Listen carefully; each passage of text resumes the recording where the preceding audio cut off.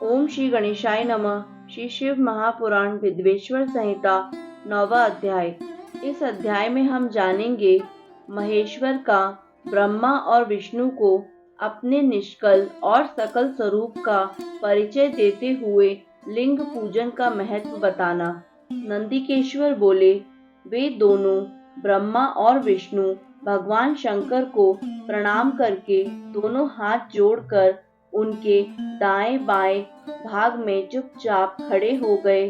फिर उन्होंने वहां साक्षात प्रकट पूजनीय महादेव जी को कुटुंब सहित श्रेष्ठ आसन पर स्थापित करके पवित्र पुरुष वस्तुओं द्वारा उनका पूजन किया। दीर्घ काल तक अविकृत भाव से सुस्थित रहने वाली वस्तुओं को पुरुष वस्तु कहते हैं और अल्प काल तक ही टिकने वाली वस्तुएं प्राकृत वस्तु कहलाती हैं। इस प्रकार वस्तु के यह दो भेद जानने चाहिए।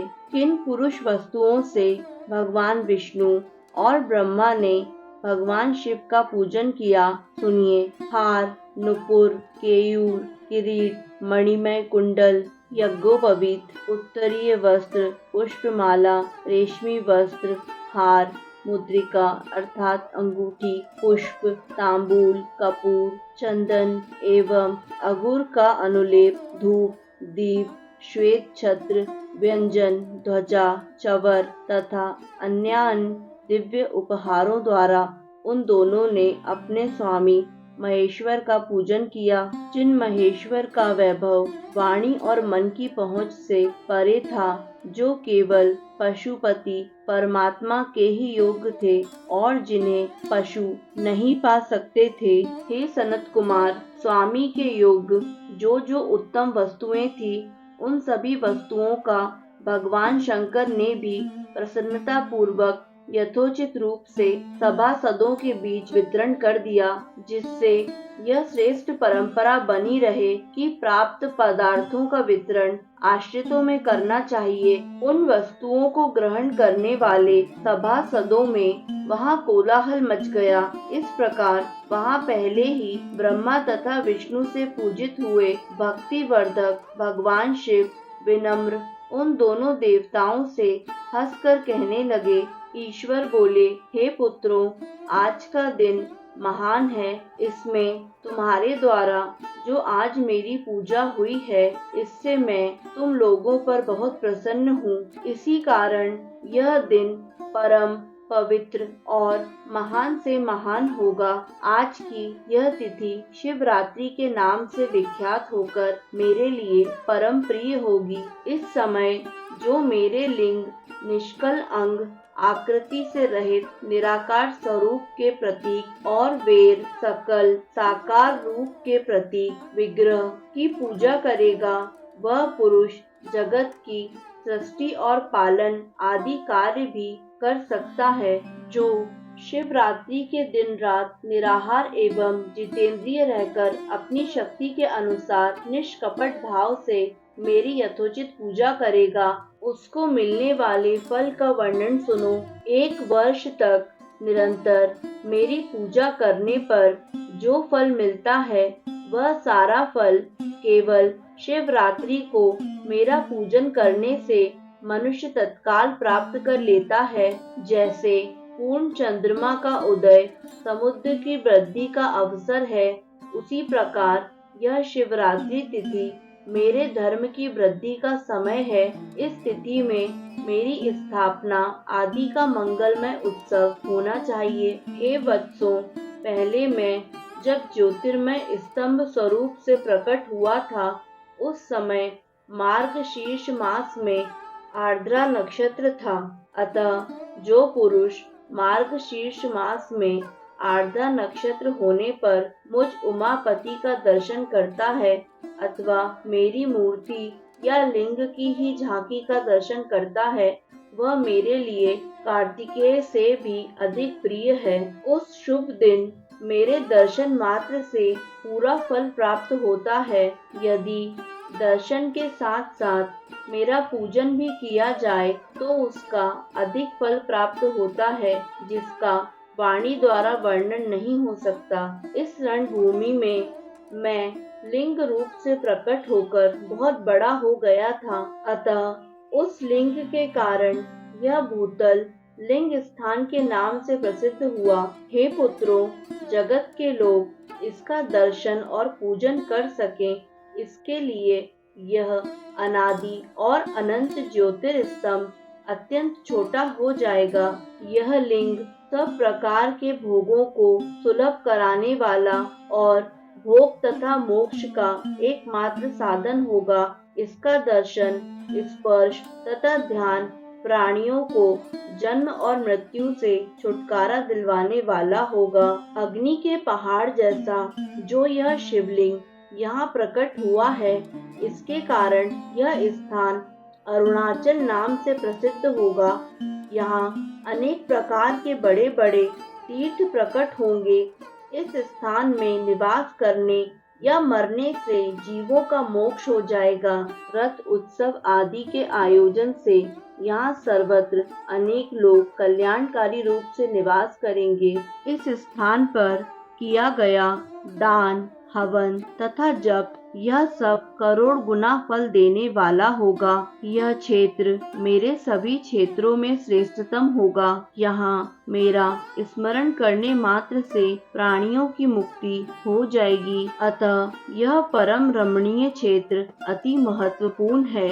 यह सभी प्रकार के कल्याणों से पूर्ण, शुभ और सबको मुक्ति प्रदान करने वाला होगा। इस लिंग में मुझ लिंगेश्वर की अर्चना करके मनुष्य सालोक्य, सामीप्य, सारूप्य, सारिष्टि और सायुज्य इन पांचों प्रकार की मुक्तियों का अधिकार प्राप्त कर लेगा। आप लोगों को भी शीघ्र ही सभी मनोवांछित फल प्राप्त होंगे। नंदिकेश्वर बोले, इस प्रकार विनम्र ब्रह्मा तथा विष्णु पर अनुग्रह करके भगवान शंकर ने उनके जो सैन्य दल परस्पर युद्ध में मारे गए थे, उन्हें अपनी अमृत वर्षिणी शक्ति से जीवित कर दिया। उन दोनों ब्रह्मा और विष्णु की मूढ़ता और पारस्परिक वैर को मिटाने के लिए भगवान शंकर उन दोनों से कहने लगे, मेरे दो रूप हैं, सकल और निष्कल, दूसरे किसी के ऐसे रूप नहीं हैं। अतः मेरे अतिरिक्त अन्य सब अनीश्वर हैं। हे पुत्रों, पहले मैं स्तंभ रूप से प्रकट हुआ, फिर अपने साक्षात रूप से। ब्रह्म भाव मेरा निष्कल रूप और महेश्वर भाव सकल रूप है। ये दोनों मेरे ही सिद्ध रूप हैं, मेरे अतिरिक्त किसी दूसरे के नहीं हैं। इस कारण तुम दोनों का अथवा अन्य किसी का भी ईश्वर तत्व कभी नहीं है। अज्ञान के कारण तुम दोनों को जो यह ईश्वर का आश्चर्यजनक अभिमान उत्पन्न हो गया था, उसे दूर करने के लिए ही मैं इस रणभूमि में प्रकट हुआ हूँ। उस अपने अभिमान को छोड़ दो और मुझ परमेश्वर में अपनी बुद्धि स्थिर करो। मेरे अनुग्रह से ही सभी लोकों में सब कुछ प्रकाशित होता है। इस गूढ़ ब्रह्म तत्व को तुम्हारे प्रति प्रेम होने के कारण ही मैं बता रहा हूँ। मैं ही पर ब्रह्म हूँ, कल सगुण और अकल निर्गुण, ये दोनों मेरे ही स्वरूप हैं। मेरा स्वरूप ब्रह्म रूप होने के कारण मैं ईश्वर भी हूँ। जीवों पर अनुग्रह आदि करना मेरा कार्य है। हे ब्रह्मा और केशव, सबसे बृहद और जगत की वृद्धि करने वाला होने के कारण मैं ब्रह्म हूँ। हे पुत्रों, सर्वत्र समरूप से स्थित और व्यापक होने से मैं ही सबका आत्मा हूँ। अन्य सभी जीव अनात्म रूप हैं, इसमें संदेह नहीं है। सर्ग से लेकर अनुग्रह तक आत्मा या ईश्वर से भिन्न जो जगत संबंधी 5 कृत्य हैं, वे सदा मेरे ही हैं। मेरे अतिरिक्त दूसरे किसी के नहीं हैं, क्योंकि मैं ही सबका ईश्वर हूँ। पहले मेरी ब्रह्म रूपता का बोध कराने के लिए निष्कल लिंग प्रकट हुआ था। फिर तुम दोनों को अज्ञात ईश्वर तत्व का स्पष्ट साक्षात्कार कराने के लिए मैं साक्षात जगदीश्वर ही सकल रूप में तत्काल प्रकट हो गया। अतः मुझ में जो ईशत्व है उसे ही मेरा सकल रूप जानना चाहिए तथा जो यह मेरा निष्कल स्तंभ है वह मेरे ब्रह्म स्वरूप का बोध कराने वाला है। हे पुत्रों, लिंग लक्षण युक्त होने के कारण यह मेरा ही लिंग चिन्ह है। तुम दोनों को प्रतिदिन यहाँ रहकर इसका पूजन करना चाहिए। यह मेरा ही स्वरूप है और मेरे सामीप्य की प्राप्ति कराने वाला है। लिंग और लिंगी में नित्य अभेद होने के कारण मेरे इस लिंग का महान पुरुषों को भी पूजन करना चाहिए। हे वत्सों, जहाँ जहाँ जिस किसी ने मेरे लिंग को स्थापित कर लिया वहाँ मैं अप्रतिष्ठित होने पर भी प्रतिष्ठित हो जाता हूँ। मेरे एक लिंग की स्थापना करने का फल मेरी समानता की प्राप्ति बताया गया है।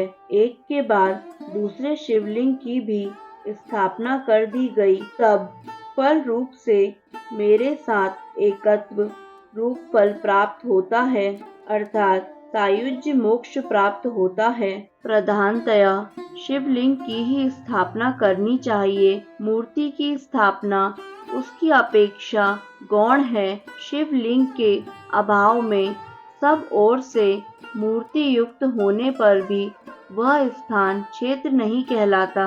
इस प्रकार श्री शिव महापुराण के अंतर्गत प्रथम विद्वेश्वर संहिता में शिव के महेश्वर तत्व का वर्णन नामक 9वां अध्याय पूर्ण हुआ।